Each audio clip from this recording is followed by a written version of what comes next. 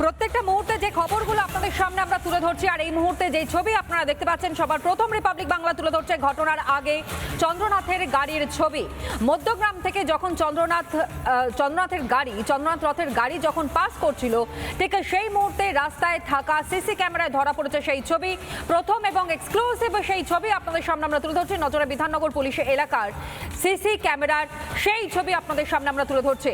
যখন তাকে অ্যাটাক করা হয়, যখন তাকে হত্যা করা হয় একেবারে সুপরিকল্পনা করেই, তার আগের মুহূর্তে ছবি আপনারা দেখতে পাচ্ছেন। সিসি ক্যামেরা সেই ফুটেজ এমন জায়গা বাছা হয় যেখানে সিসি ক্যামেরা ছিল না, অর্থাৎ দীর্ঘদিন ধরে যে রেইকি করা হয়েছিল, এই ভাড়াটে গুন্ডারা রেইকি করেছিল, তা কার্যত স্পষ্ট হয়ে যাচ্ছে। প্রত্যেকটা মুহূর্তে যে খবরগুলো এই মুহূর্তে আপনাদের সামনে আমরা তুলে ধরছি, তার মধ্য দিয়ে খুনের 7 ঘন্টা আগে ঘটনাস্থলে রেইকি করে যায় দুষ্কৃতীরা। কলকাতারও সিসি ক্যামেরা খতিয়ে দেখছেন তদন্তকারী আধিকারিকরা। সিসি ফুটেজ দেখে অনুমান করছেন তদন্তকারীরা।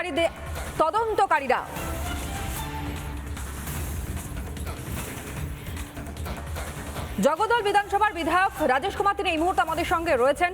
একেবারে সরাসরি আপনার কাছে প্রথমে এই প্রশ্ন রাখবো, তার কারণ বিজেপি ক্ষমতায় আসা, এত সংখ্যক মানুষের সমর্থন নিয়ে, আর তারপরেই এই রকম হামলার ঘটনা। প্রাথমিকভাবে আপনার প্রতিক্রিয়া প্রথমে জানান। আমি আপনাকে এটাই বলতে চাই, এই টিএমসি পার্টিকে এই জন্যই জানা যায়, এরা সবসময় এইভাবে পরিকল্পিতভাবে অ্যাটাক করা তাদের মানসিকতা আছে। আর যখন কোনো বড় প্রোগ্রাম হতে যাচ্ছে, তখন ওই প্রোগ্রামকে ডিসরাপ্ট করার জন্য এই ধরনের অ্যাক্টিভিটি তারা করে। আপনারা তো জানেন গতকাল যে ঘটনাটা হয়েছে, যেহেতু 9 তারিখে শপথ গ্রহণ সমারোহ হচ্ছে, আমাদের বিশ্বের লোকপ্রিয় নেতা আমাদের মাননীয় প্রধানমন্ত্রী শ্রী নরেন্দ্র মোদীজি আসবেন, আরো অন্য শীর্ষ বিজেপি নেতৃত্ব এখানে থাকবে।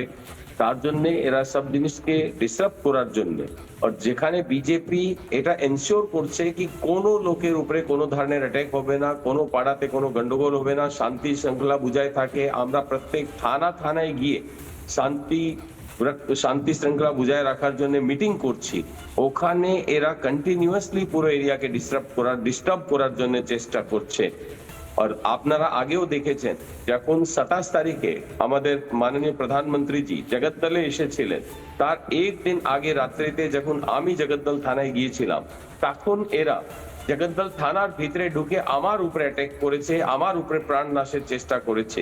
এবং সেই হিসাবেই আবার আমাদের অনারেবল প্রাইম মিনিস্টার, ওনার প্রোগ্রাম যেহেতু নেক্সট ডে সকালে মর্নিং এই ছিল, ওটাকে কিভাবে ডিসরাপ্ট করা যায় তার চেষ্টা এরা করেছিল।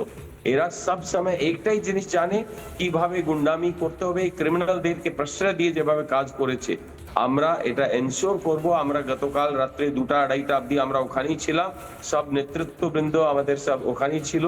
সকালকে বলা হয়েছে, পুলিশেরও সিনিয়র অফিসাররা ওখানে এসেছিলেন।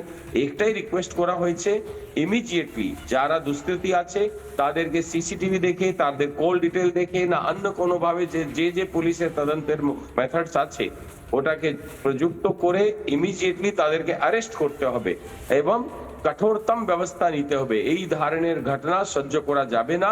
একটা নির্মম সরকারের রাজত্বটা শেষ হয়েছে। এখন সেই সময় যাতে পরিস্থিতি উত্তপ্ত না হয়, নির্বাচন কমিশন নজর রেখেছিল, কিন্তু তারপরে এইরকম ছক করা হয়েছে, ঘটনা হয়েছে। আপনি আমাদের সঙ্গে থাকুন। নানা ধরনের কন্টেন্ট দেখার জন্য লাইক করুন, শেয়ার করুন আমাদের ফেসবুক পেজ, সাবস্ক্রাইব করুন আমাদের ইউটিউব চ্যানেল। পাশাপাশি অন্যান্য ব্রেকিং নিউজের জন্য অবশ্যই চোখ রাখুন রিপাবলিক বাংলায়।